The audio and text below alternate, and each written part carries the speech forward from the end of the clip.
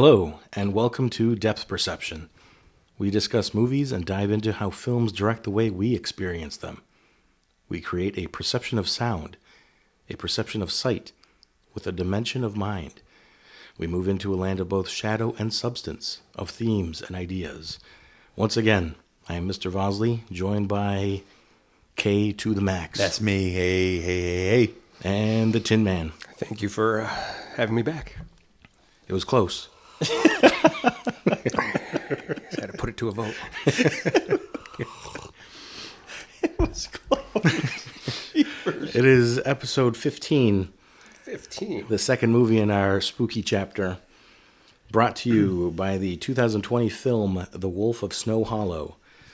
A stressed-out police officer struggles not to give in to the paranoia that grips a small mountain town as bodies turn up after each full moon.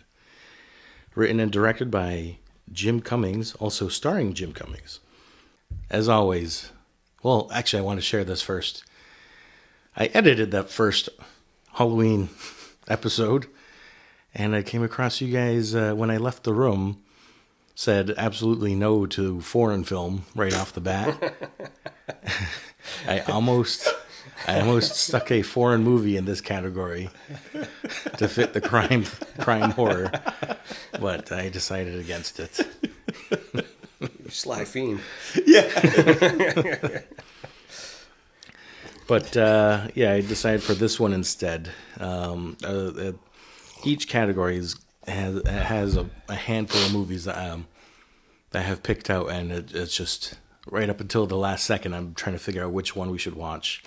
But I picked this one. It's got a little bit of everything in there in terms of genre, horror, crime / thriller, I guess, a little bit of comedy. So I guess we'll start off like we always do with initial reactions. So whoever wants to go first. Thank you. I'll go first. This is Chris, of course, or K Max, either one. Some people know him as K Izzo. Or K Izzo. Maxtifer. That's right. I didn't like the first take through, man. I watched. I did a double look. So the first time through, I saw things just on a very surface level, and I think I got a vibe from it, and I'll explain that vibe. I've helped produce albums and things like that, and when you have an album that's written, music played, artists singing, they do all of it. There's a certain amount of I don't know if it's posh. There's I think an artist can sometimes maybe kid themselves of the quality of the work they're doing, because and it's not a bad thing. It's just because they have a vision that no one else sees. So the artist writes something, and obviously no one knows what's in the artist's head or heart, and then they produce it and direct it. So they're determining the vision perfectly of what they've written, and then they act it, and so they're acting exactly how they know this character is feeling and what he's doing. And then sometimes I feel like when an artist does that, they can run into some shortcomings, they can run into some pitfalls, because maybe the audience doesn't know what's going on, or why they're acting that way, or why he's being just so sarcastic, or why he's so angry, why he spiraled so quickly. Meanwhile, this guy, he's probably written this movie 5 years ago and produced it within the last couple of years and is acting it now. So he knows the motivation of this character for the last 5 years in real time, and so he gets the spiral. Meanwhile, we're watching it right now.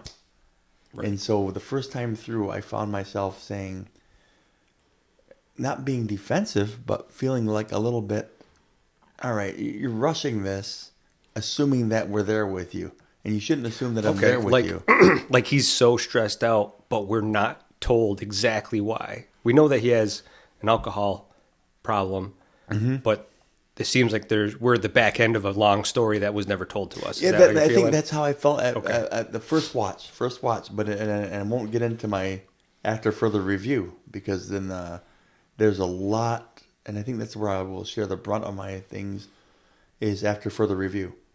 because so much changed when I was able to step back and say, the filmmaker is trying to make me feel a certain way, and I was just putting the brakes on the whole way because I'm like, you're making me feel this way on accident. When in fact, I really think maybe he was trying to make me feel this way I was feeling on purpose. Okay. Like rushed and montage and a million voices hollering, and now it's just frenetic and it's overwhelming, and it's like, well, yeah, you're trying to help me feel what it feels like to be overwhelmed and stressed out and out of control, and his wife hates him, his ex-wife hates him, his kid hates him. He's slowly becoming in charge, his and department everyone's hates him, kind of, and everybody that sees him is saying, I would have solved that in 2 days. Right. My kid's sister would have solved that. You're not doing anything. Are you guys doing anything over there? That type of thing. You want to stop? What is the word? Get ready for the beep button. You want people to stop talking shit about the police? Do better police work. He's hearing that at every turn. Yep. And so I get why the filmmaker was maybe making me feel that way. And when I looked at it with that lens, it was like, oh, now I'm really enjoying this. Oh yeah. I think that's important too, because I feel there's movies that people watch and they just say, I didn't like it.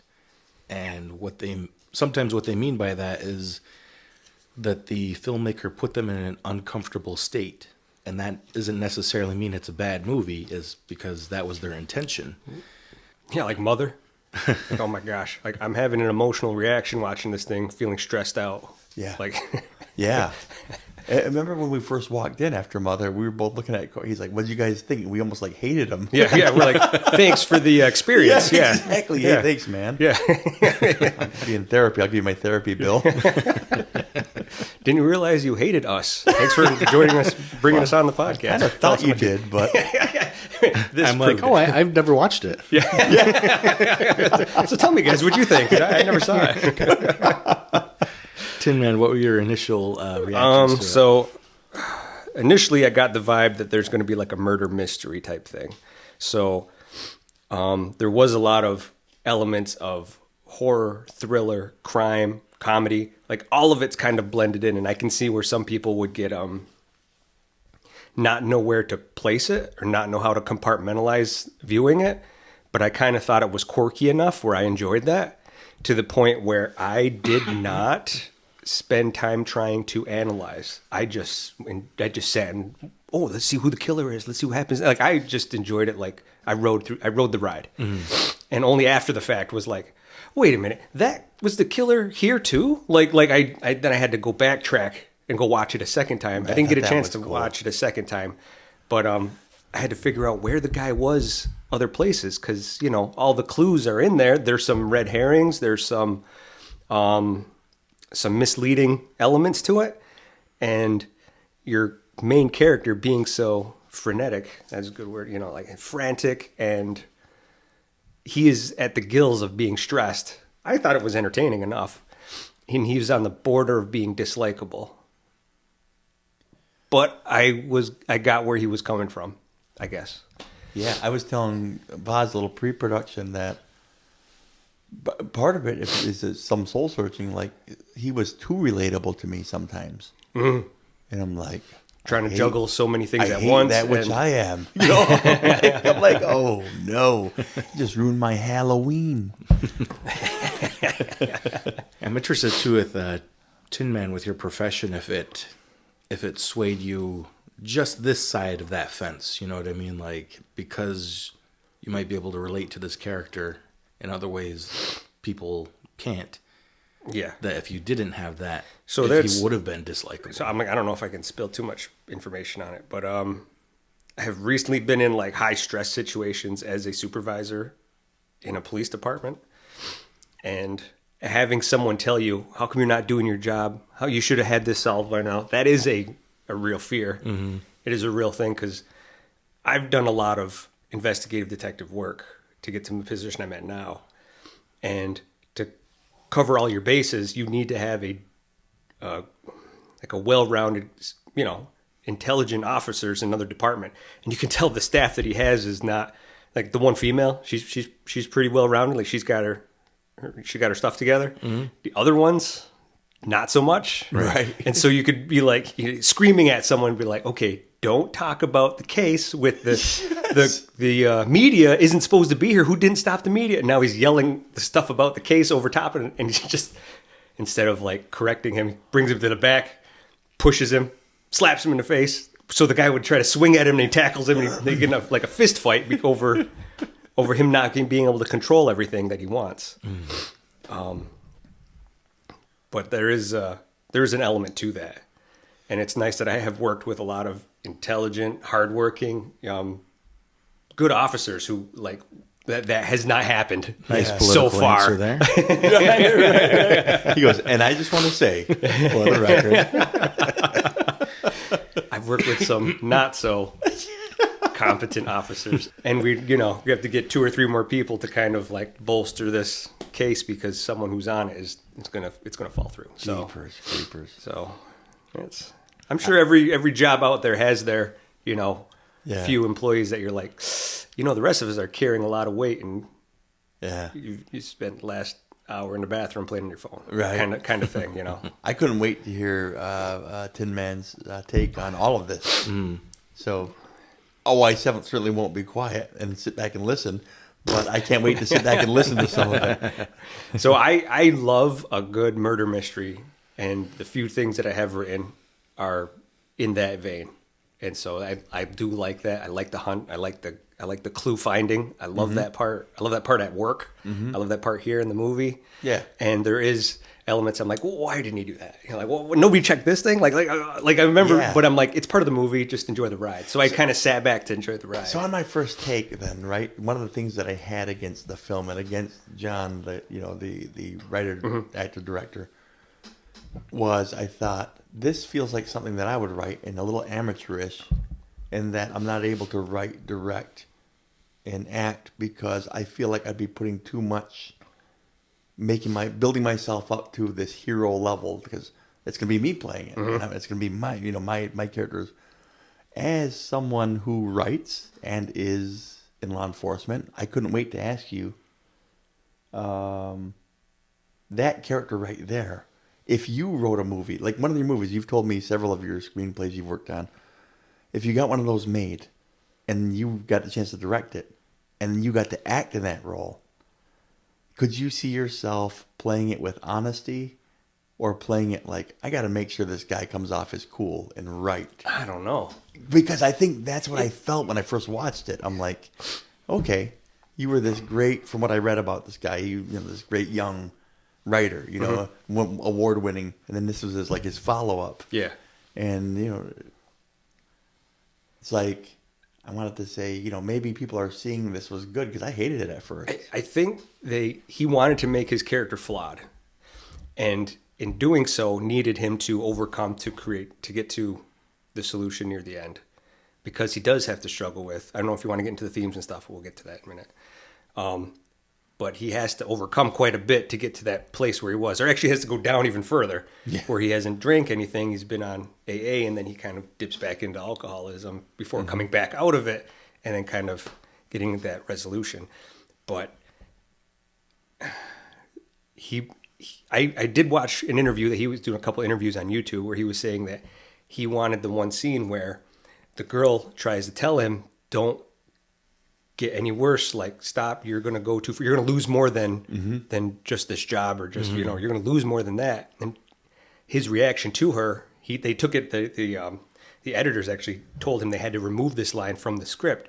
His initial reaction to her was like, get your effing hand off my leg now. Like, that was his reaction to her, and they were like, you're too unlikable right now for the audience. And I was like, yeah, he's barely likable. Like, the only thing that's keeping him in line is kind of the little witty jokes and banter that he had. That's the only thing for me. Barely. Agreed. And I'm glad you felt that, because I was texting Vaz a little bit, and Vaz is always very careful to not like spill the beans too much, or lead me too far down the road to perdition, Yeah. But there was close. I'm like, I got to tell you, I didn't care for it, and I don't like sitting on that side of this right now. I think if I was in the spot that he was in, I would probably try to make him more likable, but still disastrous. Yeah. He'd have to be somewhat more likable. Either more funny where other people are seeing the joke. He's just kind of dry sarcastic to himself and the audience is laughing, but no one else is. See, that's exactly. It's if you read my text, you shared my text with with Tin Man because I texted Vaz that earlier. Oh, is exactly that okay? exactly that, 100% that, which is kind of interesting. And then so then I can't wait to share my a little bit later after further review because I've changed on a lot of those. I've pivoted on several of those feelings because of what his purpose was, why he was doing that. Yeah. What I think, at least, what I perceive he was doing. So I'll get into my initial reaction. I first watched this movie when it came out. Like I bought the Blu-ray when it came out, so I guess sometime in 2020 or 21. What drew you to it? Just it being on the shelf and its marketing thing, or was there directors or anything that like sparked your interest prior to seeing It's it? tough to say this far ahead of it, but like I'll watch previews on Blu-rays that I get. Oh, yeah, that's so it's true, very that's true. possible Yeah. that I could have seen a preview of it and then Because you look have a for it. ton of Blu-rays, and I wonder sometimes, like, how do you pick these? Do you just show up and just grab every one that shows up? 'Cause No, he has a like- literal library of DVDs. A lot of them, like I said, I see previews of. It's just being mindful too. Like if you're going through YouTube, a lot of the ads on there are for movies, so I just keep an eye out. But yeah, so when I first watched it, I loved the human side of it because everyone has downfalls or character traits that aren't the best, and you got to see a lot of those throughout the movie. There wasn't like one character that was just a perfect person that did no wrong, no nothing, or everything good happened to them, or a throwaway character. Everyone seemed to have some sort of character trait that was either something wrong or something that you'd want to improve on. Like of course you had our main character with the drinking. I mean, you guys already stated what's wrong with the main character, but you had his detective. Was it Julia? Was his Yeah. his right hand woman? The one woman in the department, yeah. But you could see little snippets from her life because she seemed to have everything together, but then she's going home to an empty house, and you notice, oh, she's such a lonely person. And there's the addict that you see with the wolf tattoo and that lives in the trailer. You have the daughter that grew up, I guess, basically without that fatherly influence. Mm-hmm. You have the ex-wife that, she's quite the case when you do see her. Oh, yeah. And then his dad, John's dad, Sheriff Hadley, which I'm not sure if that's his first or last name. That's all it says. Sheriff Hadley. It's got to be his first name. That's his son, right? Then Well, I was Hadley going to say that's Marshall. pretty interesting because it would give even more backstory to John. Because if he's got a different name than his dad, then that would indicate that Yeah. Oh, yeah. single parent raising him, one way or the other. But you had Sheriff Hadley's health as his downfall. So every character seemed to have something wrong with them. Yeah. That ends up relating to what I feel the theme is, but like we said, we'll get into that in a bit. I did think I appreciated, I guess, that the horror and the comedy weren't so blended perfectly. Like we watched Shaun of the Dead last week, where the comedy and horror are often in the same scene. Boom, boom, flip coin, and it's horror. Flip coin, it's comedy. Yeah. We mentioned with the sound effects flipping back and forth and the visuals. But with this one, everything that was scary happened at night. And everything that was, even if it was dark humor, even anything that was funny seemed to happen during the day. Oh. So I appreciated that it wasn't so blended as something like Shaun of the Dead, where it let you know when you're supposed to be tense and when you're supposed to kind of lean back a little bit. And my initial interpretation or perception of a lot of the things was actually pretty up in the air. Like I was picking up on certain things, but it felt lukewarm when it came to what the message the filmmaker was trying to show me. And it wasn't until a specific scene that something popped in my head, and I started to think about everything else that the filmmaker had shown me. And I pieced some of it together, but I never got around to watching it a second time to try and solidify if that's what I thought the theme was or not.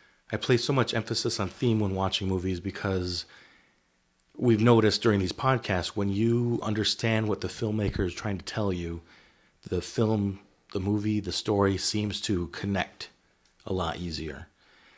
And then you start to appreciate why they're doing certain things, what choices they're making, artistic choices, actors' choices, why the story goes a certain way. You start to appreciate those things. And I feel like if you have the solid theme, everything else seems to just fall into place for you, both filmmaking-wise and audience-wise, I guess. So the second time watching it, I was able to have that lens of what I thought the theme was and picked up on certain things. And again, it wasn't until after the viewing where I'm thinking, okay, this connects here, that connects there. Okay, these could be seen as that. Okay, all right, because I feel like there's a lot of themes in this movie that you could have went down.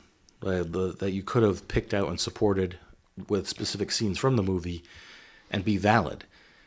And Tin Man and I watched a feature on the Blu-ray where Jim Cummings and actors, actresses, producers were all giving their take on what the movie was about. And they all seemed to have differing opinions. So I thought that was pretty cool because if they can do that, then we can most certainly do that, have our own opinions and still be valid, if we're supporting them. I wanted to go into genre. I know I said that I don't hold too much stake in what genre movies are in, but with horror and the whole idea of it being able to creep into other genres, I was wondering how you guys felt about this movie, if it works as a horror and a crime movie and possibly even a comedy movie, or if it comes up short as being effective as any one of those genres. I had 7 that it fits fine for my dollar. Yeah. And for my template. When I hold it up to the light and say, this could work as this. Mm-hmm. And I'll tell you, well, I think some of them explain themselves, but I'll get into a couple of the ones that are. So horror, that one's pretty obvious, I think. Drama, the acting lend itself, on further review, lend itself to some wonderful drama. The acting itself, and I was like, holy smokes, I totally missed this the first time through. Comedy for sure. Mm-hmm. Like if you looked at it like a Fargo-like comedy, and just because you had all those elements, it hit all those chimes nicely. I had the same feeling. Mm-hmm. Action, how many gun wielding? You know what I mean? And like social commentary, big time. Because I think when I go to my theme of it, there's 2 lines that are said that are like, that's my theme. And this is a film that reeks of social commentary. And slasher, right? Just a general good old fashioned slasher, because you got, blood and guts. Her genitals were ripped out. Yeah. What? Blood and guts, and then the guy stuffed in the garbage can. Mm-hmm. And the handprint, like, the handprint was on the back of that animal. Yeah. And then had to cut it off. And the guy's like, or what did he say? Someone without their hunting tags or something? Yep. And he's like, come over here and tell me why it's that. Yeah. I would like to see him played by Jack Nicholson. All right, genius. How about you come over here and show me why it's someone disgruntled hunter with bad tags? Yeah. You know, he had that feel. And then I had like crime thriller, you know, so some of those will be easier to defend than others, but you can make a case for all of those. And the social commentary one, I thought, I didn't see that at all the first time through. But until I remember him talking, this might not even be the time and place for it, but it's like him talking about how the lore of werewolves comes from. You know, he's like, you know where it came from, and he's telling her in the car. And he's like, you know, there's males doing these crimes. Mm-hmm. You know, something happened. They finally came to a point, and they were doing these crimes and blaming it on a werewolf. Yeah. And why at the full moon? Probably because they could do it at night. They could carry out these things and see it in the middle of the night. It's almost like this idea of like toxic masculinity. Mm-hmm. You know, like I don't want to say it because I want to say this movie's not trying to be that, but I'm like, maybe it is a little bit. You know, or at least even acknowledging it and saying, because you look at, he's got to take care of his daughter, and he just totally neglected her. Mm-hmm. I mean, for crying out loud, he's not even concerned really that she's in her t-shirt and panties, and just about almost got her head ripped off by a werewolf. Yeah. In his estimation, he's saying, "What are you doing?" He's mad.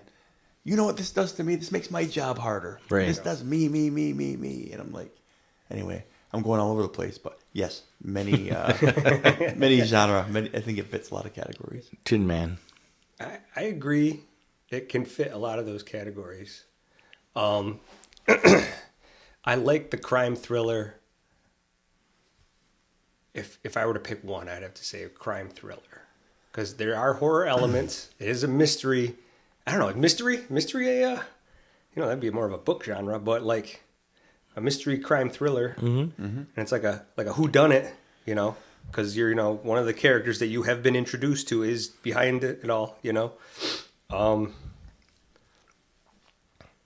But there is enough horror elements where that'd probably be the second one, at least in my mind. And then comedy is, which I like the most, is horrendous situations with a comedic character. Not necessarily comedic situations, because I feel like that overshadows more like a Shaun of the Dead, where now I'm going through the records, see which one I can throw at the zombie. So that's a comedic situation. Yeah. Where the situations in this one are a little more serious or dire, and your character has these dry, witty comebacks or little jabs that become silly. You know, like the character's silly, and I like that as a, if he wasn't just pissing everyone off and being like a wreck of a person the entire time, he'd be more likable. Yeah. But his redemption, I don't think, would be as significant if they didn't make him so awful. So cool. I don't know if that would have made it any better. So I kind of like where it was, though. You said one of the producers actually still told him, "We got to take that out of there.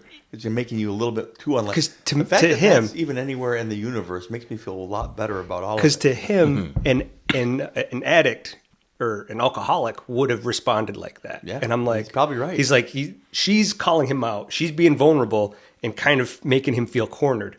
So she like puts her hand on his leg and is like, "You're going to lose more than your job, you know." Mm-hmm. "Don't effing touch my leg," was his response. Yeah. Was it supposed to be his response? And they said we had to cut that out. Because I'm like, yeah, dude, you're barely likable. Like if he was pretending to be more charming and then snapped at her, but he has hours and hours and hours of character detail that he's wrote about, that he's directing, that he's acting now. So I get it. It is a lot of hats to wear. Yes. Yeah, I'm pretty much on the same lines as you guys about its effectiveness as multiple genres. I think first and foremost, you could call it a police procedural. Like you got forensics, autopsies, evidence, interrogation, suspect list. Mm-hmm. I mean, you got everything, all the major hit markers of a police procedural. But then the way that that'd be how you tell the story, and then you have the feelings of horror and the feelings of comedy kind of woven through it. Mm-hmm. So I thought it was pretty effective as multiple genres. And K-Max, you brought up drama, which I didn't even really think about. But yeah, you're right, especially with the family dynamics With his dad. and that the was drinking. And Yeah. I mean, if you cut out the werewolf movie or the werewolf part of it, it is a drama. Mm-hmm. Thank you for saying that. I felt strongly about it. I'm like, as I'm saying, I'm like, maybe not. But I'm like, there's definitely elements there. Like him and his dad, like he's at tears. He's like, I'm done with this, Dad. I can't do this anymore. Mm-hmm. Man, that getting to that season with a parent, you never see that coming. That's a very dramatic thing, I forgot to mention earlier. We all have different ways of watching movies, and I know Tin Man has if he's hunting for something, he's hunting for he's looking throughout the screen and making little comments. Oh, why is this? Why? Whoa, why was that?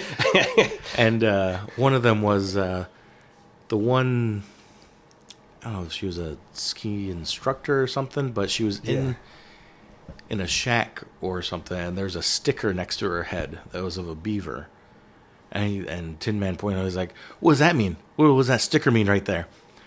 And, other than that, he didn't really pick out any. He didn't point out any other symbols or markings or anything. But then I look in IMDb, and there's only 3 comments in the trivia section, and one of them is pointing out that sticker and saying where it's from. I was like, yeah, because that girl just had her vagina taken on the last one. Why is there a beaver on this one? Does that mean something? And it turns out it was just it's the symbol for that resort, I guess, or something. Okay. But it's kind of the thing that you point out. It's oh yeah, that's the resort in real totally life. Unrelated. Any open world video game, though, that's why they lose me, because I'm like, there's something significant about this, and Eddie's like, no, there isn't.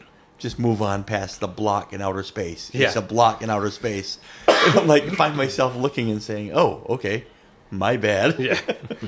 Yep. So we'll jump into favorite scenes, and I think I'll go first on this one. Yeah. Send it. So I think I've got a couple different favorite scenes here.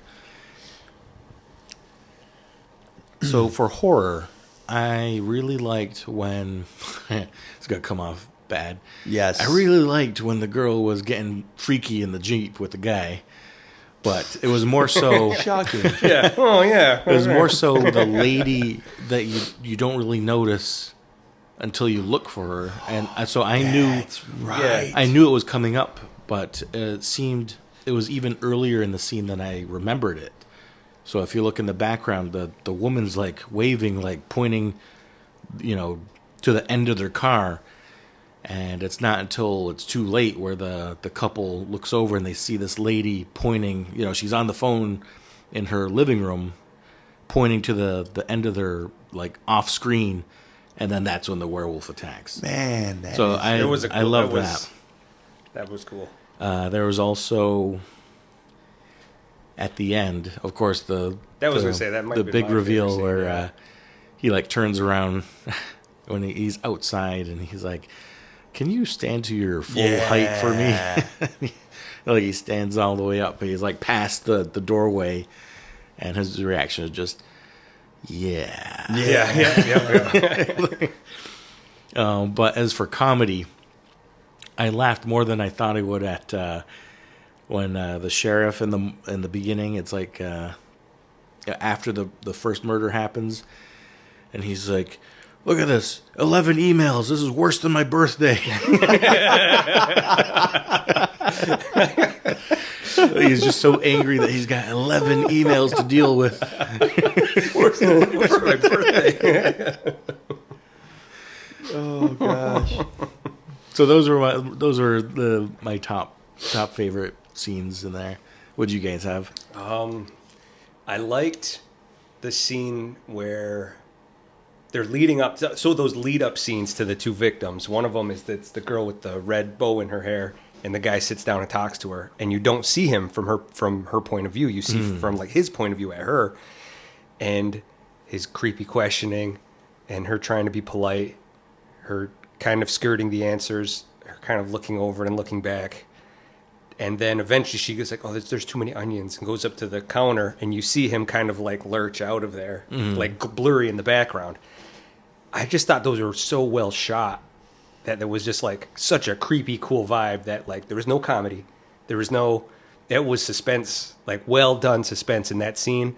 And in the other one with the girl with the beaver, but it like slowly zooms in on her and she's talking to her friends and laughing and it's getting awkward. Like it's just how they shot those scenes.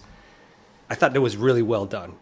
So I had that like really cool feel. I don't know, like a there's a where they're talking director at the I'm thinking of, but when they're talking in the restaurant with the guys off screen remind me of like Zodiac. yes, that was one of the movies he actually referenced. It was David Fincher's Zodiac.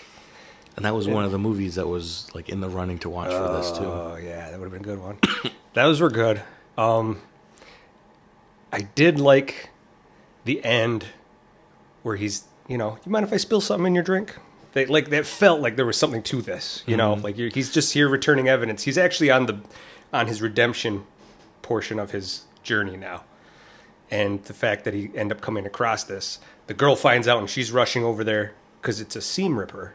The first victim had it in the evidence.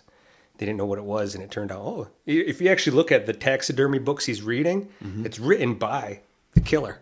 No kidding. Yeah, there's a whole bunch of little stuff that I ended up finding out after the fact. And I hate that I didn't see these things sooner. Because I'm enjoying the ride. I'm enjoying the ride. Right. I'm not trying to pick up... Sure. Because I got stuck on the, hey, look, there's a beaver. What is that? When he's interviewing him, I go, he's going to say whom. I said that out loud. I was like, is he going to say whom? Because on the voicemail, he leaves an answering machine message. And they mentioned that. He said whom, so I'm waiting for this Chekhov's gun to go off. Yeah. There's a couple red herrings in there. But he goes, something you said, tipped me off.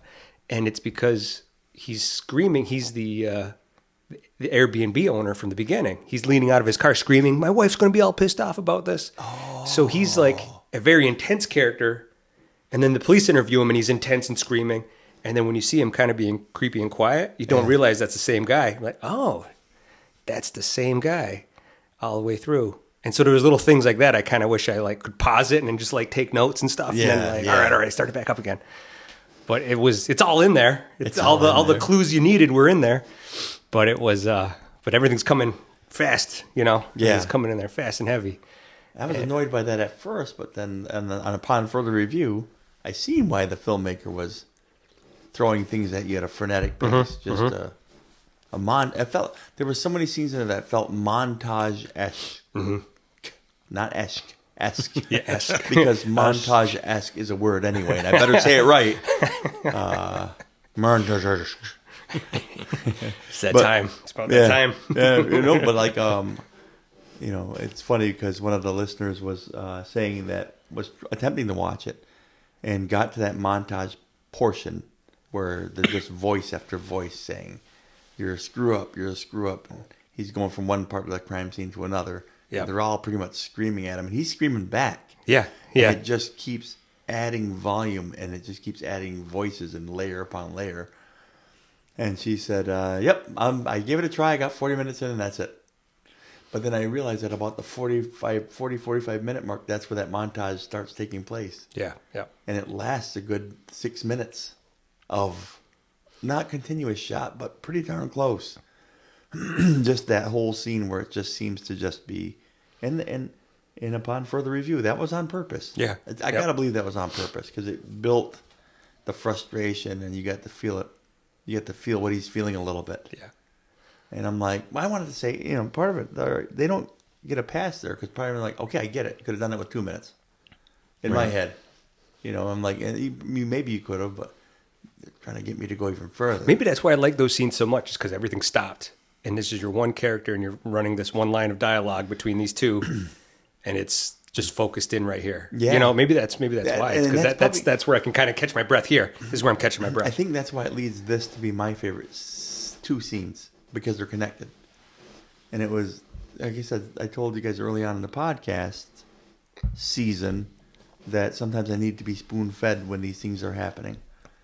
And there's nothing spoon-fed like a good AA meeting I always think those are good. Like The Fault in Our Stars has these wonderful cancer kid support group moments.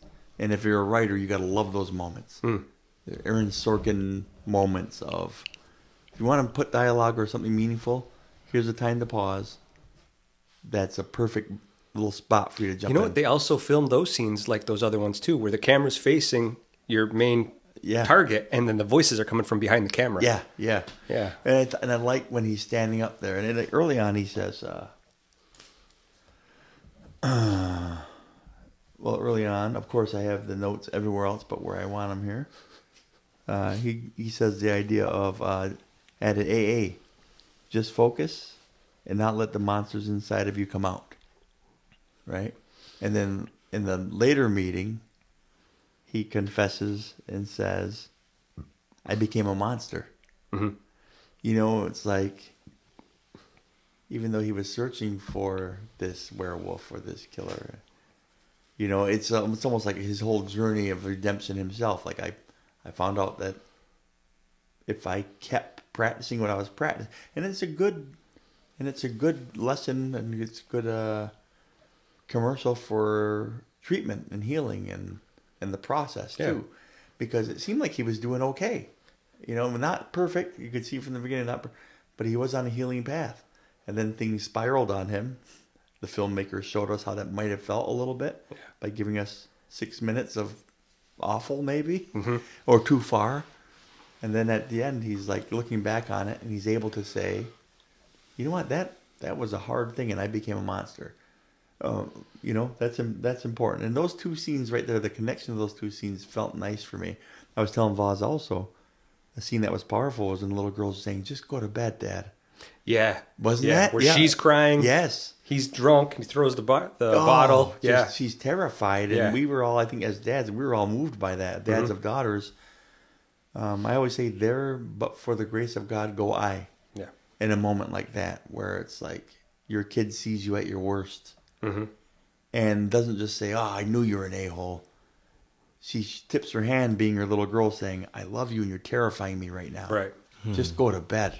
You know what I mean? And that hit home also, that scene. So, after further review, man, there's a lot to like in this movie that I didn't see at all. You heard the first time. I'm like, I didn't like it. I didn't mind that. No. I want it because one of us is going to be that guy. Yeah. Well, if you look up this movie, like discussion boards and things, it's actually a pretty polarizing movie. There's people who will praise the movie, and then other people will say it's the worst movie they've ever seen. Do you think it's because it's so blending of genres that they don't like? That's my thinking was. Well, I think when you say horror, you're going to have horror fans that want to see horror. Oh, people with their Shudder. So, on their Shudder. I've seen it was like, what's this doing on here? Chainsaw Massacre movie, and I've seen every single whatever movie. I want to see this, and that, and here. And then purists, I guess. And if I don't see X, Y, and Z in this horror movie, then I don't like this horror movie. I feel like that might be a lot of it. But good point though that you got people loyal to certain genres that want to see just that genre. All right, so your guys' favorite parts here to present what you perceived as the theme of the movie, and this time, if you're able to pick a scene or two that supports it, or if you have any symbols or anything like that you picked up in the movie that can support it as well, then all right, it's not gonna be great. Let's hear it then.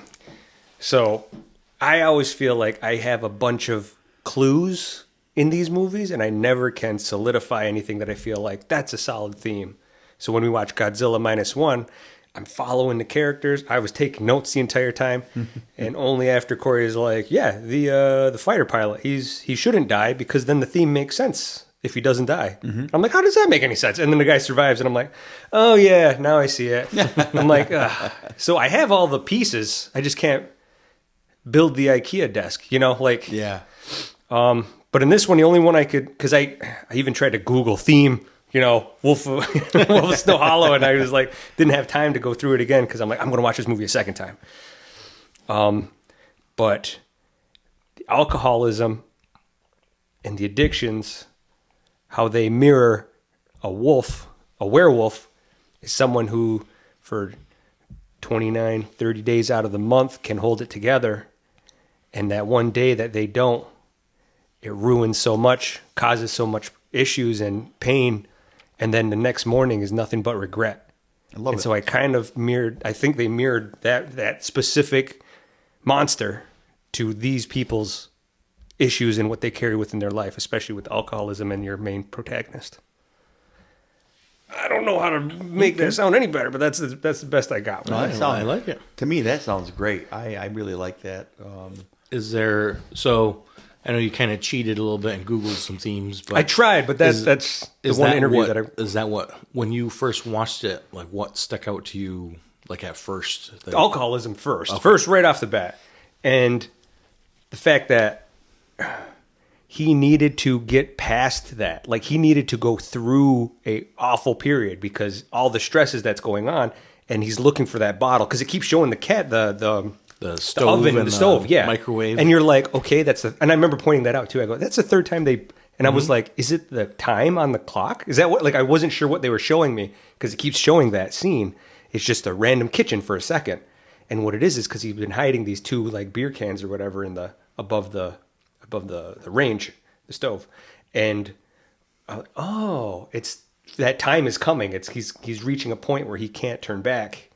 Eventually, turns into the monster that he might lose his family, loses his father, possibly the job, he can't find the killer. He's a wreck in the worst possible way between his family, his ex, the town, and having to pick himself up from that. Starts going back to AA.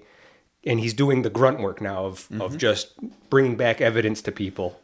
I think eventually they give the sheriff job to Julia, but he's still doing the grunt work, and he's getting stuff thrown at him and kicked out of houses. You should have figured this out. You should have been doing your job.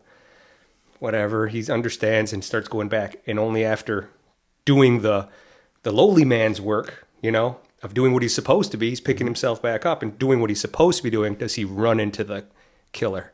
Yeah. And then, like the first guy said, put as many bullets through his head so you can see the ground through it. Yeah. He tries, but that's...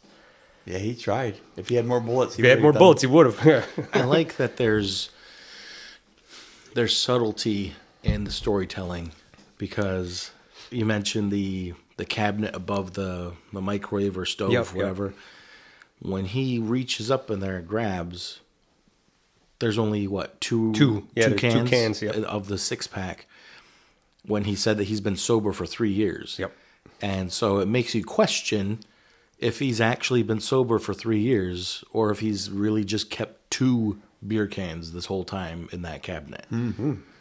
So I like the subtlety there, because it's also not, the werewolf murder starts off, sure, with that first murder, but it's kind of like, well, it wasn't like this guy just, decided, I think I'm going to kill people pretending to be a werewolf today.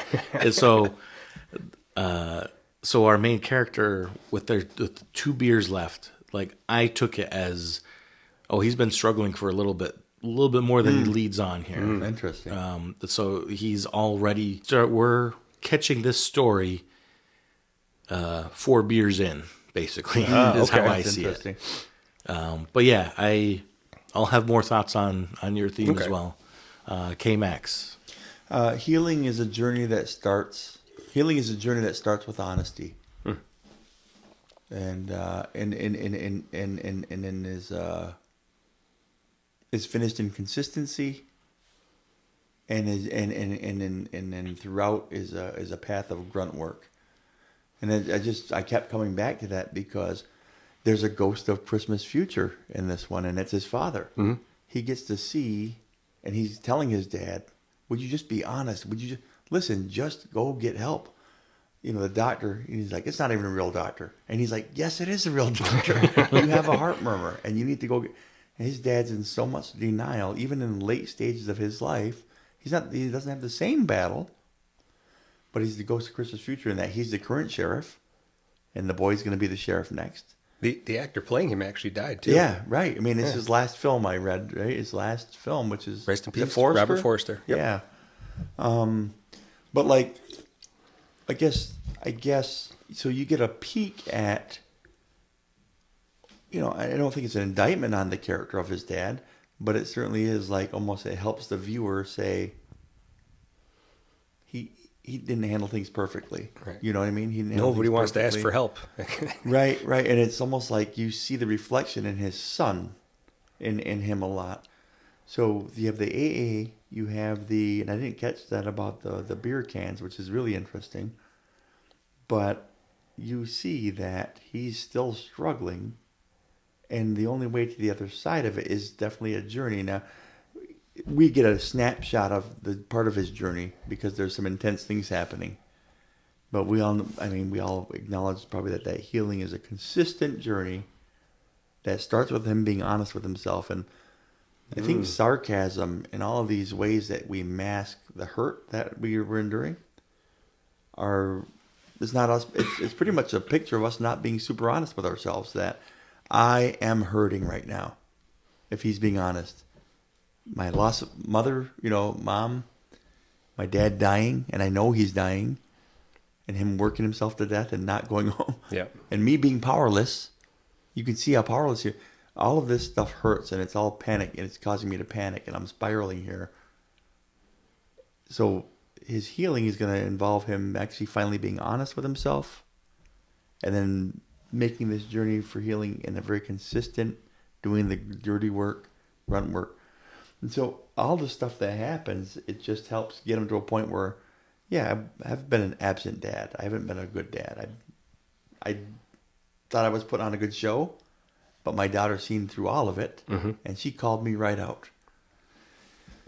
The honest, the straight guy, I say, the lady who's doing her job right in the department sees through it, and with love tries to tell him, you're slipping, and you're losing things it's taking you, sin is taking you farther than you ever wanted to go, more or less, right? And he's resistant to all of it, but he's learning the lesson that I got to be honest. Then maybe I get a chance to actually get to the healing by taking this journey. And so all these events maybe help him take the journey, because he seems like he's healing a lot towards the end. Where she's the sheriff with the hat on, and he's leaves the protection for his daughter. and then what the evidence of the healing for me is that he doesn't fly off the handle at the kids saying there's fresh meat now. Right. To me, that was the payoff of like. Well, if I'm not mistaken, he leaves her the gun.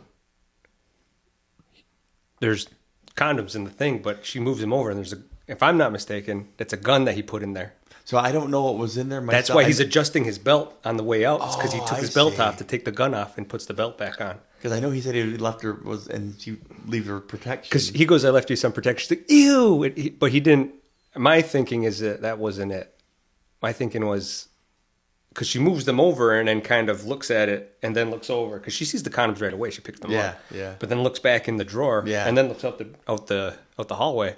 And then the next scene you see him leaving, he's fixing his belt because he took the belt off to take the gun off. That's the subtlety and the storytelling that I was referencing. That's where you kind of have to dig in a little bit, because I believe that's the gun that his dad gave him and that he killed the wolf with. Oh, I see. If I'm not mistaken. And we pointed out earlier with Sheriff Hadley, who has a different name than John Marshall. Oh yeah. And so you're debating that our Ghost of Christmas Future is his dad. Yeah. And John Marshall's own situation is that he's separated from his wife or his baby mama, whatever relation she is. And so you kind of infer that because he's got a different last name than Sheriff Hadley, that he was in a similar situation. So could support your point even further. That's excellent. I love it when a plan comes together. And I don't know if I'm right, because it's so hard with these. You don't have to be right. Right, yeah. I like it, though. I really do. I like that. Yeah. And the thing, too, is that was such an easy one, but I didn't come to that at all the first time through. No, I never. I would have just said something as simple as, Raid's gone unchecked. is a dangerous thing. Mm-hmm. You know what I mean? Because the murderer, to do these hateful things, there has to be rage there. And he is such a quiet, sociopaths are odd that way. They're able to separate. Yeah, And he's just he's be like, this what monster. face do I need to put on for this person? Yeah, and and they'll put on a new face. I thought it was pretty telling when he like growled at him. He had the wolf costume almost on, and after he stabs him, Yep. he's leaving because he's of leaving. He sirens puts and the wolf. whatnot. Yep. And then he hits him, licks him back, and he looks, and he doesn't have the head on, but he has the outfit on, and he roars at him. And I was like, I thought that was a little bit showing the monster. Yeah. You saw the easygoing guy that, can I pour some in your coffee Yeah. for you? And then all that, and then he finds him out, and now he's going to be the defensive monster. Yep. He's going to tip his hand, and as sociopaths will do under the right circumstances. Well, that's the thing. Is he said to him, he goes, "Oh, I'm sorry. Is your wife here?" And he's like, "Oh, I'm not married." Earlier in the thing, he complains about his wife the 3 times you see him, but it's so not. You so can't tell that he's the same like guy. My wife's going to kill me. Yeah, kind of thing about the bed. Because I didn't even know. Because he's leaning out the truck, yelling at everyone because they put the police tape in front of him at the first murder. Yeah. But the first murder, they go to the Airbnb, whatever, and there's no knives in the block. There's no corkscrew for the wine bottle, so he's trying to use a chopstick to get the wine out. Yeah. There's no weapons to defend themselves with. Again, that's the subtlety of the storytelling in this Yeah. movie. Even though it's, 83 minutes long, I think? Yeah. And on the surface, again, you can just watch it and, okay, this guy's, there's a werewolf killing guy, there's a cops, procedural, a police procedural movie, and forensics, autopsy, blah, blah, blah. They catch the killer, bing, bang, boom, we're done. But like you said, there's all these clues that There's a bunch of clues. If you're really looking for them, it can work on both a thematic level and a storytelling level. Yeah. So you mentioned, I didn't catch that one, where all the weapons are missing, so they can't defend themselves. So, yeah, that's the subtlety in this movie that, you just didn't think was there when you got your main character yelling at people and the werewolf butchering people. Yeah. Mm-hmm. Mm-hmm. I didn't enjoy the payoff when they found the killer and it was this guy. And the horror part of it, you kind of get that feeling of it's not over yet, Lee Harvey. Yeah. You know what I mean? Yeah. But as it was going, and as I was thinking, that can't be it. It's so anticlimactic that it's this drug addict guy with the wolf tattoo on him. Mm-hmm. And then when I was so, because I thought he was the boyfriend. Yeah. When they show the drug addict, he's kind of this jacked. Yep. And they don't show his face. At first, I was like, "Is that the boyfriend from earlier?" Right. Because I couldn't tell. Because they're built the same, like a stocky, muscular build to them, and I couldn't tell. It's funny how eventually they show him, like, oh, that's not the same guy. Like the masculine folks, they're like the ones that are the most masculine. Like the boyfriend. Remember, it shows him he's crying with his mother. Yeah. He's crying on it, like his mother's there, and she's giving the items back, and he's talking all tough and all, and then he just leans into her and just starts literally weeping. I'm like. It's almost like the filmmaker is saying there's some vulnerability here. There's all this police stuff and toxic masculinity and stuff. Mm-hmm. But it's here he is. He loved that girl. She was a beauty queen, and he's destroyed by it. And he shows how angry he was. He's put holes in his head so he can see through it. Don't take him into custody. Yeah. Anyway, so much depth from this. The first time I would have just refused to see. Yeah, because they make him, even that character isn't a perfect character. He's a hurt. He's not helpful. When they first come in, he's kind of pissed off that they're there. Yeah. Because every time you come here, I got to relive this life, relive that night again. He's pissed off, rightfully so. But so many of the satellite characters, that's why I was almost saying the theme was going to be about police, like a social commentary about police, because everybody's complaining. And I get how we're supposed to see. Because they're not really doing a good job. Right. But over and over and over again. I got probably a dozen quotes from people saying, if you would just do your job. And who was the worst was the coroner. Yeah. The most sickening son of a gun who gets his. He goes, someone tell him he's fired. Yeah. He wouldn't even tell him himself. That little win that he gets. That's the one little win that John gets, and before they find him is that, You're the one that threw the bottle at us. He's like, yeah, somebody Yeah. tell him he's fired. Yeah, he called it right Yeah. away, and he goes, you're the one that threw the bottle, and the guy's like, Yep. He was so mad. Anyway, I didn't even know where I was going with it, but Well, the satellite characters being flawed. Yeah, and, yeah. And being, condemning of the police. I mean, so many of them just. Oh, that was a cool scene too. Times. That's another scene I'm going to add. When the guy screaming at him at the funeral, and just past him is like a victim. Then just past him is another victim, and he kind of like moves past him to see like the next victim, or see someone else. But it was like I remember seeing that scene and be like, I want to watch that scene again. Yeah, Because that's the guy screaming at him. He just kind of like, it's still here. It's right here, but I have to look past this to get to this. And I just thought that was a well shot scene because it's, not a realistic scene. It's stuff that he's seeing in his mind past. Well, so much of this movie is well shot. Like, if you look at the framing and everything, it just seems so, like, symmetrical and matching within the shot. Like it just feels on a weird level. I don't know. It's like putting things in focus for you, I guess. Mm-hmm. But if there's singular scenes to support your guys' themes, K-Max, I feel like it would be the second time that he goes to AA. Mm-hmm. Oh yeah, towards the end, and he's admitting, his shortcomings and trying to help himself that way. I mean, it's a perfect. That kind of healing circle is perfect for that. To reframe it, I've written some things, and one thing that I've actually produced and put on is A Moment in December. We did that. We turned it into a stage play last Christmas for the Christmas benefit. And so, but as a movie, the scene that kind of brings it all together, that pulls it together, I wanted to create the same feeling that you would get at like an AA meeting, where there's this honesty, there's just like nakedness, and there's a dinner table, and the lead character is like, the shot is going around the table, so you're just seeing it as he's talking to each person. You can see them come into view, but you see it go behind someone's head, and it comes back into view, and it goes around the table. And he pretty much says, I've done this, and I want to be this. And I've done this, and I want to be that. And that person comes into view what he wants to be as a father, as a husband. And then he finally says, it finally comes back on him, and he goes, I guess, and he's sitting at a Thanksgiving table, and he says, I guess ultimately just what I'm hoping for is that your grace is bigger than my sins. He tells him, just puts his heart out there and says, here's what I'm asking for. And if it's not, I have nothing to do but live. I've earned that. I'm going to live in that. Whatever you're willing to give me. But my hope is that your grace, almost biblical, your grace is bigger than my sins, because I got a whole life of them. And if it's not, I need to make this work somehow. But right now, this is what I'm hoping for. I'm aiming big here. Mm-hmm. And so I was trying to create that tension in that scene.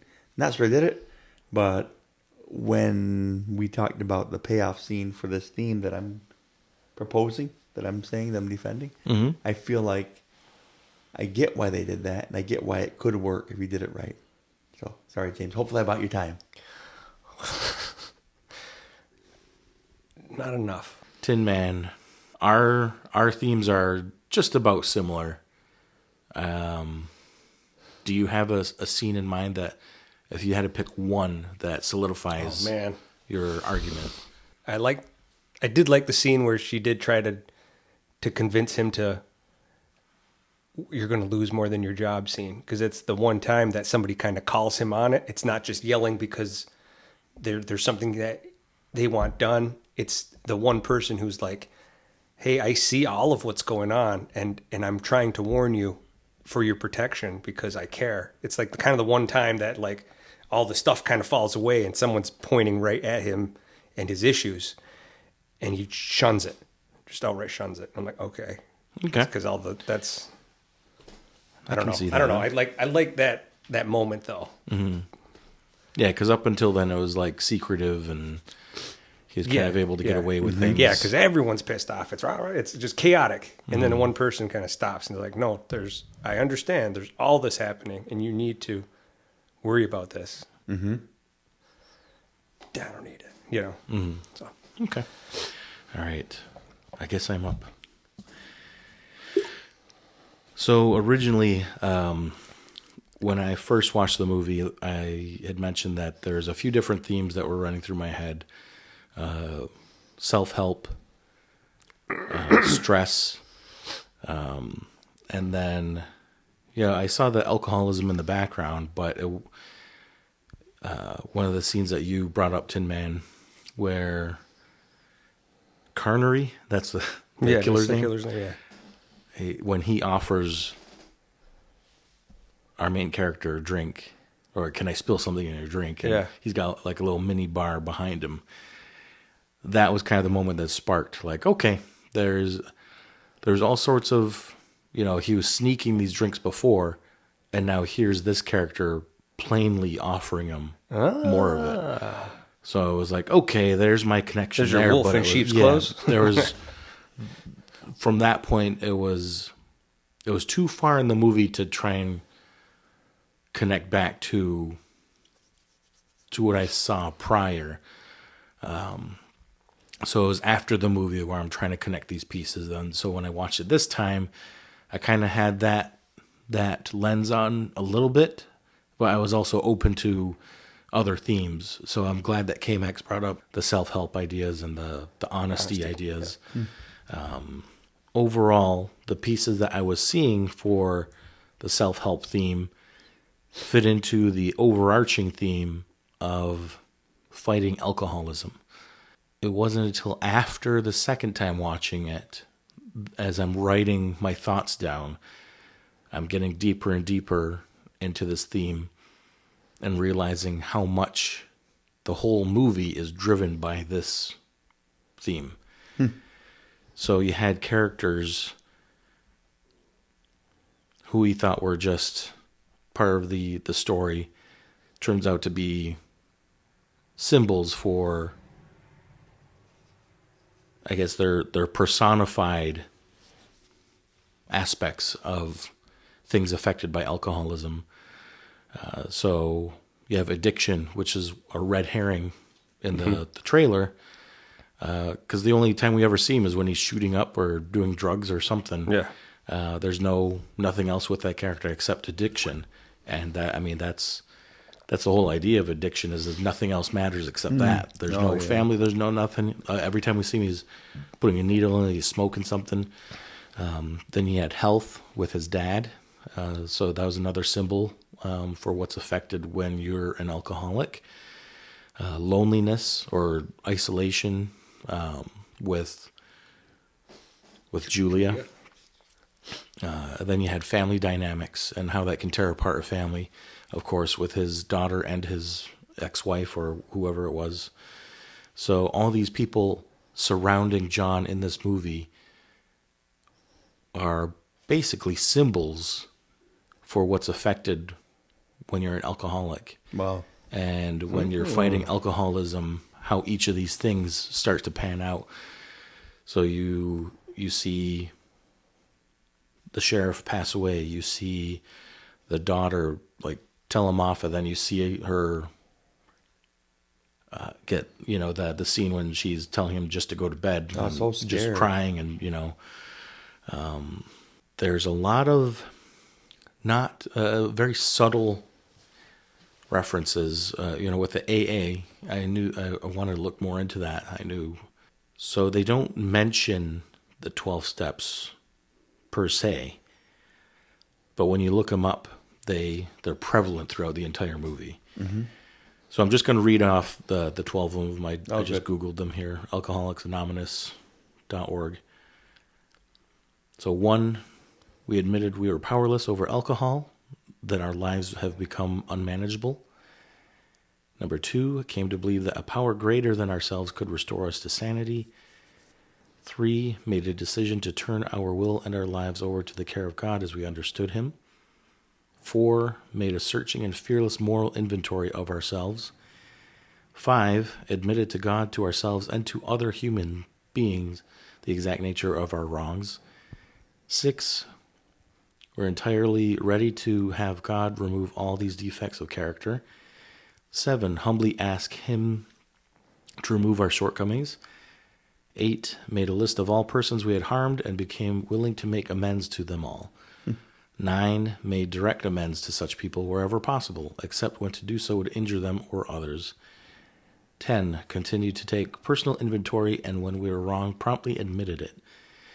11, sought through prayer and meditation to improve our conscious contact with God as we understood him, praying only for knowledge of his will for us and the power to carry that out. And 12, having had a spiritual awakening as a result of these steps, we try to carry this message to alcoholics and to practice these principles in all of our affairs. So when you look back at the what happens in the movie, a lot of these things start to come into our view, making amends when he's bringing back the evidence. You know, because a lot of these people he's either brushing off or yelling at. And so the one he even got spit on, right? Yep. So that's like our version of making amends, admitting, you know, we have a problem when he's going back to AA. And I think the hardest one they said is the confession, was step 5, admit the nature of our faults to ourselves and to someone else. So apparently that's like the hardest step in the 12 steps. And I believe that kind of happens when he is face to face with Carnery at his house. Because when you look at Carnery, he's wearing like a reddish brownish flannel, and I think he's got like some sort of like bluish dark coat of some sort, I believe.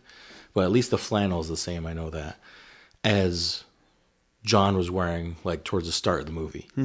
So it's like a mirror image, you know, of these two characters, almost like he's having a one-on-one with himself to try and admit, you know, because they have this conversation too, where he's kind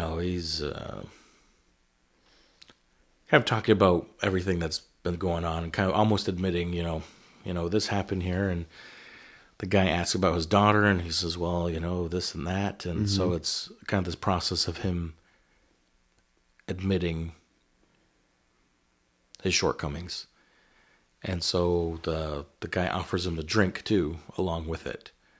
So like all of that kind of adds up to this scene here of him confessing, like, okay, you know, this is where I need to improve. I've done wrong.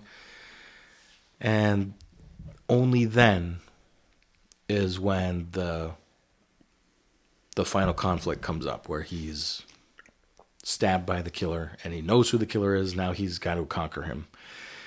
And so now we come into this metaphor of the werewolf, which Tin Man, I think you nailed on the head with because even the werewolf, you can see, you know, we had the loneliness, addiction, family dynamics, etc. And the werewolf, or Carnery, would be that violence and rage that would come about when the person does relapse and they come home drunk and, you know, they're acting out and whatever else. It's a completely different person than when they're sober. And so that's another aspect, another symbol surrounding John's character to support this theme. And so the metaphor of the wolf, as Tin Man outlined earlier, you'll notice that the wolf, or the killer, doesn't have his wolf head on. And so when they do finish this guy off, John shoots the human portion of this character. So he shoots him in the face, like 3 or 4 times or something like that. And so that's the human portion of it, of this wolf that he kills off. Kind of, to me, it was symbolic of, you know, it's not a werewolf. It's not a monster that I'm killing, addressing to get over this alcoholism. It's the person inside that has to be fixed. So I thought that was important that he shot the head in the face. He also said multiple times, there are no such thing as werewolves. Everyone around him is kind of convinced there is a wolf. It's a wolf. It's a werewolf. He's like, no, it's a guy. There's a guy behind this all. There's a killer. The one guy that got stuffed in the garbage can? He was the one that was always saying, saying things yeah. about it. He's Yep. like, and he says something about Area 51. He also thinks our precinct is Area 51 or something like that. So I didn't realize the 12 steps were so religious based, I guess. Yeah. But I feel like the film puts more stock in man overcoming his own self, I guess, with those 12 steps rather than asking God to do it for him. So I think that's the one big difference. But other than that, those 12 steps seem to appear in this movie. And there's probably other scenes that coincide with those steps, but I just highlighted the two of them anyway. That's cool. When I said that the movie was so reliant on its theme, that's where that comes from. Is that all the characters that we see, the whole idea of this wolf terrorizing the people, and our main character and the journey that he's on, all come down to, in my view, fighting alcoholism, getting over it, and even though it's not explicitly said, you can kind of support that the 12 steps are being represented throughout the movie as well. So that's what I got for theme. Any pushback on that, or questions, or thoughts on it? No, I like that. I like that a lot. No, I won't get any pushback. In fact, I think that goes, that's a cleaner version of just healing in general. It's a more specific thing. And I think it's cool how the film, that definitely permeates everything that happens, all the action in the film.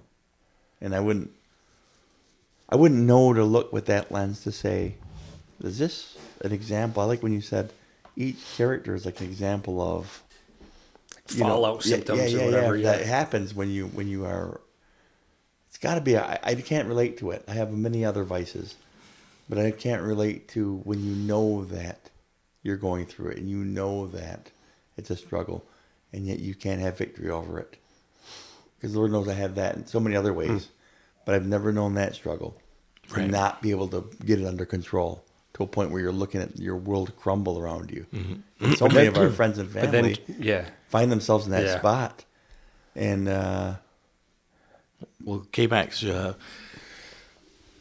we had texted earlier, you had mentioned about how you started the movie liking the character, but as he went on, it was just, I don't like this guy, And I think that coincides greatly with this theme, because on the surface, he's fine. And then as he's falling deeper into this pit of alcohol, I don't like this guy. Yeah. This guy's terrible. He's a bad dude. He's not supportive. He's self-indulgent.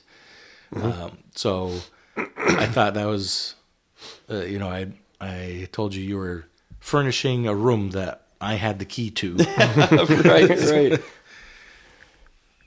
Well, I said some viewers, and I put in parentheses, me, might allow this to skew an otherwise fine movie. Because I remember being like, man, because it was, it felt self-indulgent. It felt self-centered. Is it because, especially knowing he's the writer, director, and main star? Do you think that was definitely something that I wrestled with. That is at the top of the podcast. That was definitely something that I wrestled with was, but being someone who's worn multiple hats in an artistic medium. Well, gosh, you can't. The guy can't help it. Now, I'm curious what he's done since. Yeah, there's one before it that got a lot of Thunder Road. Yeah, was by him. He got a lot of what's it called? A lot of critical acclaim. Yes, accolades of some kind. And then he did another one after that. I don't remember what it's called. But I'd like to see him direct act something that's written by someone else. I think he said in one of the interviews, he goes, I would really like it if I had an actor who wasn't me to star. Because I think he himself doesn't see himself as a good actor. Yeah. Because he's like, I like writing and directing. Acting's kind of on the side. And if your main character is me, I don't have to pay myself, anything, so it's easier for the budgeting, I guess. But he's not He's not a horrible actor, but Yeah. it is a lot to be going from one end to the other. He's not Clint Eastwood. Yeah, I find I think know. the best in just movies in general, the best actors are directed by. They can be an executive producer, that's fine, but you have to have that director that has the overall vision. Yeah. That has to get you off your ego and you more on your ego, or you just get everybody in line and tell the same story because the story matters most. I thought that another Oppenheimer reference. Thought that Nolan did a great job with a lot of powerful actors, and there's a lot of people acting out of character, comfort zone. I always think those are the best roles. Yeah, where that's not usually how you see them. You can give me Sam Jackson, and I think he's a fine actor, but he's going to be Sam Jackson. Yeah. You give me Sam Jackson playing Othello. Now you've done something. You know what I mean? That's how I see. And I don't think To be honest, I do really like him in Django, where he's not a good guy. Yeah. He's not the baddest guy around, Right. But he's a villain, Yeah. In that group. But I thought that was one of his better roles, Sure. I mean, and that's exactly and what that's I'm because talking it's about. outside of his normal. That's what I love to see. I love to see someone who's outside of their normal thing. Yeah. Their normal Outside role. their It's wheelhouse. Yeah, because your wheelhouse is your comfort zone, and if you're the writer and director, you're going to put yourself right in your wheelhouse more often than not. I think instead of like Good Will Hunting. Oh yeah, you guys are the cool, smartest, best looking, most talented, sports oriented. Yeah, that's a fun watch to see when it's different. Because the first thing that came to mind was Jake Gyllenhaal in Nightcrawler, where he's like this sociopath. Yeah. What's it called? Trying to manipulate everyone around. Like he's the villain and main character throughout the whole story. Yeah. And I just remember thinking that is a awful character, and he played it so well. I really like that. So if anyone's out there watching Nightcrawler, give that a shot. So I'd be curious to see. I mean, he's independent enough, I think.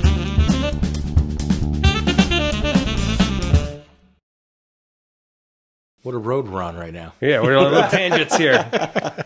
So let's get back to Wolf of Snow Hollow then. Well, we were talking about writers also being the director and the actor. I was like, Gyllenhaal didn't direct Nightcrawler, did he? Wait a minute. I better stop this. Hold on a second. So I love that. You could pick a whole bunch of different themes from this movie and support it, depending on what you valued as you were watching it. Cam actually mentioned toxic masculinity, and that you could. There's paw prints of that all over this movie. Yeah.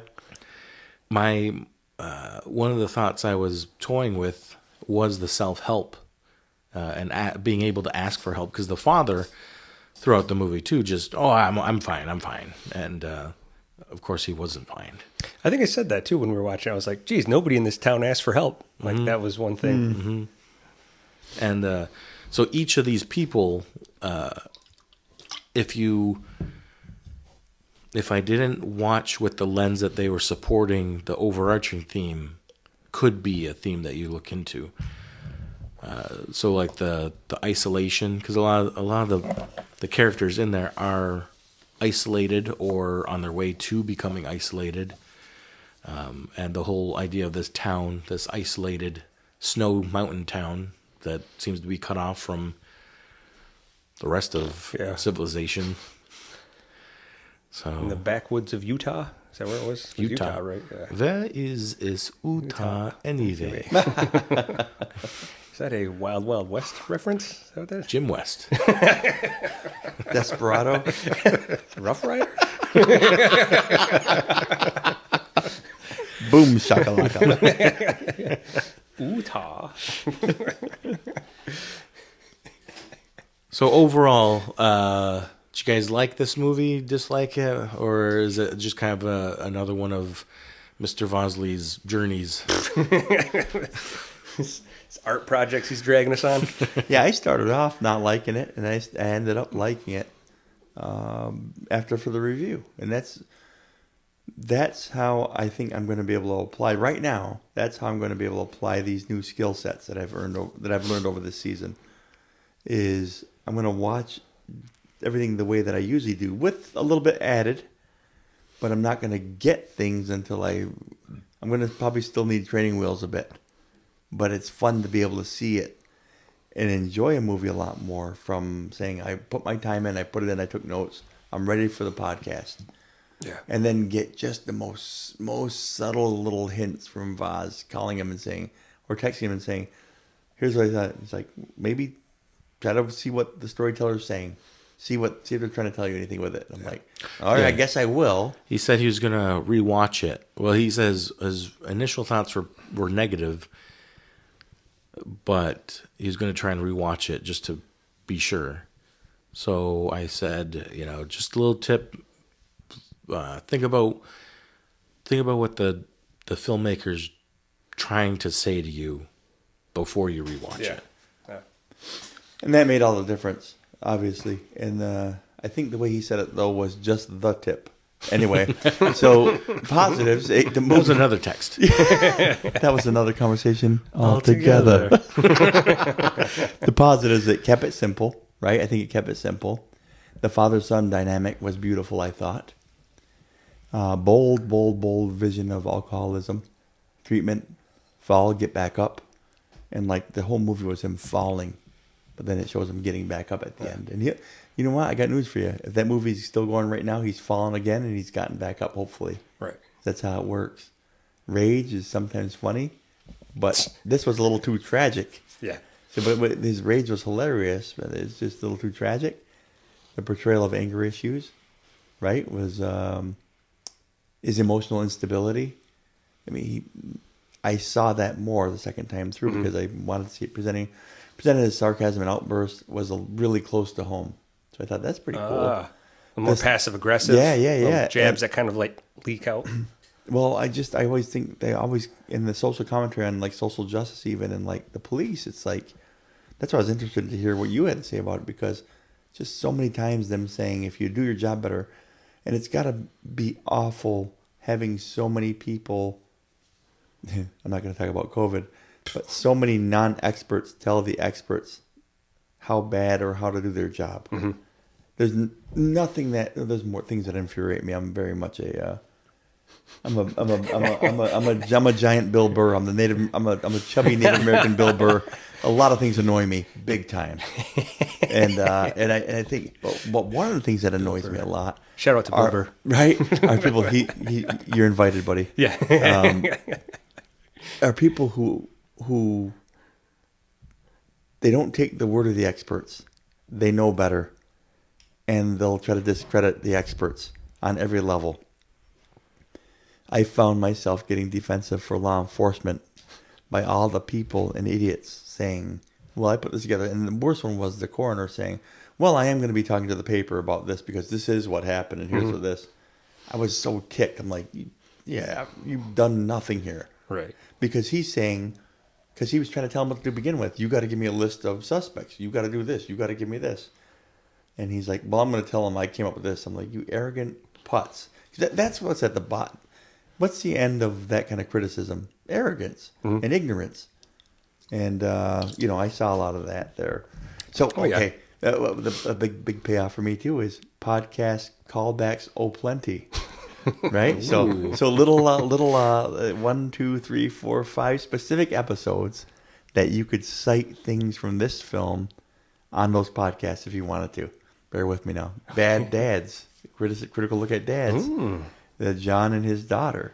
Where have you been? She asks him. And he says, I was protecting the family. And she calls him right out saying, no, you weren't. She calls him out. Bad Moms, even, if you remember the Florida Project, right? Yeah. I think I was very critical of that character. Right, but what about the girl that... and again, and there's going to be some debate here, but she leaves the door open to the car with the pistol. Did she get a pistol in the glove compartment? She has the 3-year-old in the car, in the back seat. And she leaves the door open and she goes looking like at the deer. Is it the deer that's on the road? Yeah. Oh, yeah. Does she have a gun or a light that she get? No, she has a pistol on her. So she has a pistol and she goes walking out there, looks back and sees the werewolf wolf standing in the door. In the door where her child is. So it's like, we can call it whatever we want, but you left the door open knowing there's a killer at least, a werewolf at most out there. You leave the door open with your 3-year-old in the car. defenseless, and then we see the little coffin there. So Yes. he did have a Yes. hors d'oeuvre of That's right. sorts. Childhood, daughter growing up and getting her identity. Like she's losing her innocence. She's growing up, and now she's the parent now saying, "Just go to bed." Right. Child like yummy payoff. And Vaz, you quoted one of my yummy payoffs here. I like the one where she says, "You want to be sheriff? How about start acting like it?" Yeah. And then Vaz is one where, "Would you mind standing up to your full height for me?" Yep. What a payoff, huh? Oh, that's such a cool scene isn't because he that just a great one? slowly. Yeah, and he's in the door. He's in the door frame, and Yep. he's like looking down underneath the Yep. door, and then you just see him close the door, like, "Oh crap!" Yep. And then horrors. The last podcast, horrors versatility. Mm-hmm. Just horror, drama, comedy, action, social commentary, slasher, a little bit crime thriller. Callbacks plenty of former podcasts. Beautiful. Nice. Nice. Excellent. I'm Excellent. And that's my notes for the evening. It's actually a bag of Doritos. Yeah. You're not fooling anyone, Braley. If they were Doritos, we would have heard them this entire podcast. That's true. Zing. Tin Man, any last thoughts? Closing remarks. So much like how we are. What was the one? Night of the Hunter. How we were so critical of the guy pretending to be, this pastor or whatever. I too am critical of police in movies or departments that don't value the input from your community or don't do their due diligence to realize what's written on your car first and foremost is serve and protect. But that's just my personal feelings on the matter. But how the department was, it was. You do have clowns working in this movie, so it's a fictional department, so you don't need to be so so defensive of it. But how the stresses do pile up when something like that were to happen, and things aren't getting done because of his alcoholism, because of his stresses with his family, because of the things he's hiding from his father, or his father hiding him for, he's got 11 emails. He's up to his eyeballs in work, like that, not doing the one thing that's your job to do and not doing it well is kind of a scary idea. And having all that pressure and stress on top of everything, I think it was supposed to give you that, maybe not like claustrophobic, but like that tension that whoever was watching the movie was like, I'm done watching this. It's a lot. Almost claustrophobic. Yeah, it's borderline claustrophobic of stuff that you have to compartmentalize, work on one at a time. And I've done it at work where I got these reports I got to go through. I got this case. I got this lab results I'm waiting for. And now I have two officers screaming over the air because, shit's hitting the fan. Pardon my French. And to handle all that well, you kind of have to compartmentalize it. And I can't imagine having to be trying to sneak away drinks and being an alcoholic, having to deal with that in the middle of all this when you're hindering your abilities to think and to operate. So, I don't know. I liked how it was filmed. It was fun. I thought it was a fun, really interesting movie. And I get the police thing. Heck yeah. Yeah. But I do see where he's coming from because now he's like kind of the right-hand man to the sheriff himself. Yeah. Trying to organize and run everything, and nobody's listening, nobody's paying attention, nobody even believes him. And then having to have all the stresses with the family and alcoholism on top of it. Yeah. So, huge, with that said, huge shout out and thank you to all those folks in your position. The idea that they take the protect and serve quite seriously, do a great job of it, at great sacrifice to themselves, at great sacrifice to their own sanity, and at great risk to themselves. And that's not taken for granted by anybody on this side of the table. So huge thank you. I will sip coffee and pour some out for the homies. I have, on a serious note, I have one of my good friends from high school played lacrosse and football with. That got to him, and in the department, and he hurt himself, and then wife and kids left behind, and things like that. And that there's some very real things that he wrestled with that this reminded me of a little bit. And I didn't see it at all until I looked at it from his perspective, saying he's losing his father. He's got a new position, a promotion maybe, but all these heavy things. And, there's people trying to kill him and throwing beer cans at his cruiser. And the disrespect and the questioning. And these are things that... There's a lot of movies about people who are oppressed in their jobs. You look at the editors of newspapers. We see huge blockbusters about them. Oh, they take great risks. And filmmakers in Argo and politicians and soldiers. And this little movie right here kind of puts a little light on and a tiny bit critical lens on law enforcement, but also gives you a look at the reality of what they live with. Not only are they doing this super hard job that's impossible to do 100% and get 100% all the time right. And by the way, when you don't get 100% right, lives could be lost and treasure can be lost and maybe guilty people can go free. But then you're also dealing with life. And it doesn't have to be drinking. It could be other things. And it could be a family issue where you have to bury a father or you're taking care of somebody or you're dealing with divorce or a broken home where you got a kid that's resenting you or yelling at you. And you're like, then you got to go punch in and you got to be razor sharp when you pull someone over, when you investigate something, when you follow up, and the paperwork better be in order because in court it's going to get thrown out. Mm-hmm. Yeah, enjoy that pressure. So huge thank you. And shooting werewolves. All right, so that's the crime / thriller / horror / whatever else section. Now, you guys put us all in trouble here. Oh, no. And picked experimental for our third movie. I'm willing to take the risk. Again, down this rabbit hole. I'll take the blame. I'll fall on the sword. I said it, and you said, let's do it. So yeah, I agreed. I said experimental. Yeah. You just agreed. You're only guilty of being kind and accommodating. I'm willing to take this risk. Oh, I blame the both of you. You heard it. You heard us. You heard us discussing it. I'm terrified. So, the movie. My foot up right now. Oh, jeez. So I don't know if you. Yeah, spill the beans, man. What do we got to dig into? Re-listen to our Halloween episode. Protecting the neck. I mentioned the movie Skinamarink. Yes, you did. Let's see. So I think it's on Hulu.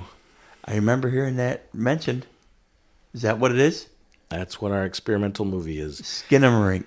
Yep. I went through a couple different ideas. REC was one of them, REC, but it's foreign. It does have an American remake called Quarantine. I've seen Quarantine. Oh, I've seen Quarantine also. Yeah. So I kind of thought that was a little bit too mainstream, maybe, to be put in experimental. Of course, there's like Blair Witch type stuff, and oh man, even Wikipedia, a 2022 Canadian experimental art supernatural psychological horror film. Oh, geez, there we go. Yep. Couldn't have enough categories to make it as. Yeah. So this will be. This is we're watching this in the daylight. No. Yeah, we're watching this for breakfast. To get the effect, it has to be at night. Oh, you son of a gun! It has to be. So cruel. It's so cruel. Why do I come here? I don't. I'm questioning everything right now. If you watch it during the day,